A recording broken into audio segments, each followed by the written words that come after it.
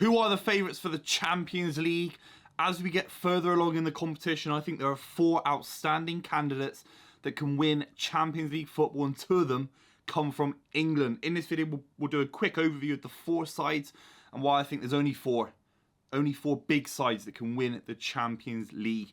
If you're new to the channel, make sure you subscribe. Would really appreciate that. Let's start off with the least likely side, but a side that I think have got an underrated position in the competition this season. They're dark horses for sure. They've never won European silverware. It's a bit of a joke from rival fans. But if there's going to be a way of doing it, it could be in this season's competition. I think there's a sneaky chance Arsenal could win the Champions League. And I know it's crazy saying that, and my opinion on this has changed in the last few months for sure. What I do like about Arsenal, which I think is a lot different to last season, which is a lot different to even Wenger sides, even that kind of Unai Emery period. Arsenal have always been an emotional side, a little bit volatile. And I don't think you can ever win the Champions League being, you know, kind of up and down and having swings and playing beautiful football, but being a bit naive on the counter-attack. For what I see from Arsenal at the moment is a bit of ruthlessness, a bit of ruggedness defensively. They're very miserly in the back line. I know the keeper situation isn't great. I think there is a world that gets cleared up by the business end of the season. And then you're looking at Saka, Martinelli, Jesus can get goals from anywhere. And the big factor for Arsenal would have to be similar to how Napoli went far last season, how AC Milan and Inter Milan went far. Because if other sides are knocking each other out, don't forget City knocked out Bayern Munich, City knocked out Real Madrid, and did all the work for Inter Milan on some level. Because I don't think Inter Milan would have got to the final if they're on the other side of the draw, you know, for example. So if the Real Madrids and the Barcelonas and the Bayern Munichs all play each other, Arsenal could, look, they're currently top of the group as well, so they could get this pathway to success based a little bit on luck and based a little bit on being on the certain side of the draw where they just go far in the competition. By default, they play better football than everyone else. English football has a bit of a tax at the moment. It has for the last 5-6 years. We spend hundreds times more money than everyone else. So we probably need to be getting at least 2 or 3 sides far into the competition. Look at Chelsea City finals, Liverpool Spurs finals. We're getting a lot of England-dominated finals, and Arsenal coming second last season initially puts them in a bracket of their own with the cities of the world, with the Bayern Munich, because they nearly were champions of the richest, hardest league in European football, in my opinion. So I think the fact they're carrying that on, the fact they're currently top of the Premier League table, definitely puts them in the conversation. But you have to let me know your thoughts in the comments down below, because obviously there are weaknesses there. Ramsdale is not going to be a Champions League winning goalkeeper. That's for sure. Can David Raya improve? Will there be signings in January? But the likes of Declan Rice, Saka, more than good enough to go far in this competition. But let me know in the comments down below.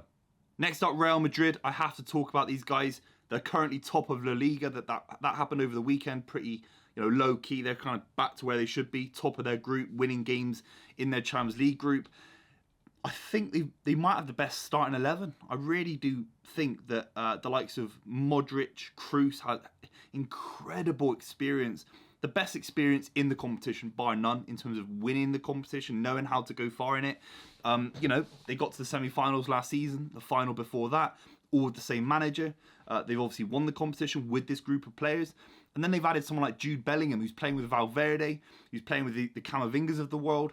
All these guys, Tchouaméni, they've got such a powerful midfield. And then they've thrown in a guy who's operating a bit like Zidane when they signed him from Juventus, a bit like Cristiano Ronaldo when they signed him from Man United. We never thought of that signing being that kind of thing for Real Madrid. I think we saw Jude Bellingham coming in. I actually questioned if he'd even start. And I found it frustrating that he joined Real Madrid because I didn't know if he'd start many football matches because of the experience. He's taken that side by the scruff of the neck and he scored. It feels like he's scoring in every game. He scored on the weekend. He's scoring in nearly every game so far in the Champions League group stages. So he's operating as, I'm not saying he's Zidane, of course not, but how Zidane was this kind of maverick midfielder that could score a big goal, link up play, drive with the ball, a Kaká of the world, a Steven Gerrard of the world, very similar kind of individualistic midfield powerhouses. And Jude Bellingham is of that calibre. He really is, and he's so young. So if Real Madrid have got anything to show for winning the Champions League this season, it's got the it's the experience, it's the power in midfield. Modric is still playing really, really well. Rodrigo on one side, Vinicius on the other. That is exceptional. And instead of it being Joselu up front, which obviously a lot of people, understand it being a bit of a maybe squad filler, and he's obviously not a world-class striker over the age of 30, Jude Bellingham is becoming that free role that can score goals, get them far. How many times did Kaká do that for AC Milan, where he's playing behind Inzaghi, for example, playing behind someone else? He was the star of the show, and the striker, initiated moments from the kind of midfield genius behind him in terms of that being Jude Bellingham for Real Madrid. So they've got the manager, they know how to do it, they got the experience, and then Jude Bellingham. He was incredible against Man City. He played against Man City in the quarterfinals for Dortmund in 2021, I think it was. He was literally 17 years old. He was the best player on the pitch, and he should have scored a goal. Got incorrectly ruled off, which doesn't surprise you. So he is doing it. He has been doing it for years now. So if Real Madrid are your favourites, let me know in the comments down below. But I think Real Madrid have got probably the most experienced manager, except for Pep, joint with Pep, the most experienced squad, and they've got a player that he's the best player in the world right now on form. It's as simple as that. Let me know what you think in the comments down below. As I'm talking about it, I'm actually getting so gassed because I just think there's actually 3 or 4 sides that have literally improved so much. I think they're neck and neck. I honestly do. We have to talk about Manchester City, the penultimate side that I'll be covering in this video. Of course, the current holders of the Champions League. Throughout the spine of that squad, there are world-class players. Obviously, I talked about Modric and Kroos. You feel they're a little bit older and they can be got at. Obviously, City did that in the Champions League semi-final last season, got around them, smashed them at the Etihad. Literally, it was probably the most symbolic performance of an English side in Champions League football in decades, honestly, because they were the holders of the Champions League, 4-0 up in such a short amount of time. That can happen again.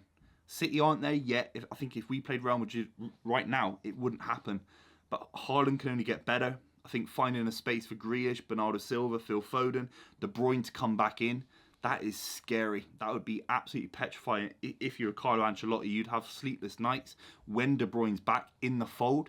I think Kovacic is someone that adds a level of security in terms of keeping the ball as well in big games. And then Ruben Diaz and John Stones. There's a reason City won the Champions League. There's a reason City went further than Real Madrid, further than Bayern Munich.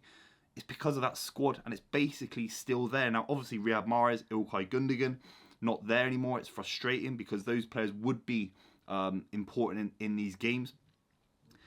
But you have to credit City. The way City can not only win things, but know how to keep the form, keep the energy for 18 months, for 24 months. City have won back-to-back Premier League titles multiple times under Pep Guardiola. League Cup titles back-to-back multiple times under Guardiola. He will know how to get back to the Champions League final and give City another shot of winning it.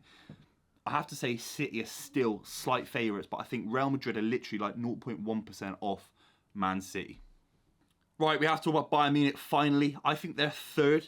I put Real Madrid second, Man City first, and Arsenal as a wild card. Bayern Munich have got the best striker in world football. They've got a Champions League winning manager, and they've got experience throughout their squad. Goretzka, Kimmich, Leroy Sané is in incredible form. Musiala is a world-class midfielder. It's as simple as that. So this Bayern Munich side will be the best out of the other two. Again, it's all about the Champions League format, because obviously City played Bayern Munich, played Real Madrid, played Inter Milan, won all those games, and Real Madrid and Bayern Munich could end up playing each other early in the competition and knock each other out, for example. Similarly with Man City being thrown in there, and that's how Arsenal could have a pathway to success.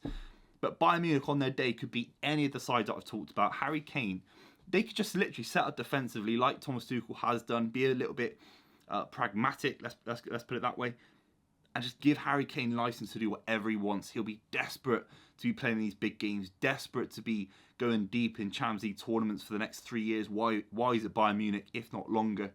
This is the competition that's marked out for Harry Kane. Do not be surprised if he ends up with 10, 11 goals in the competition by the end of the competition and Bayern Munich win the Champions League. Putting them third favourites, but let me know your thoughts in the comments down below. Thank you so much for watching. I'll be doing tons of Man City reaction to the game today and obviously for the rest of the Champions League match round. I'll see you very, very soon.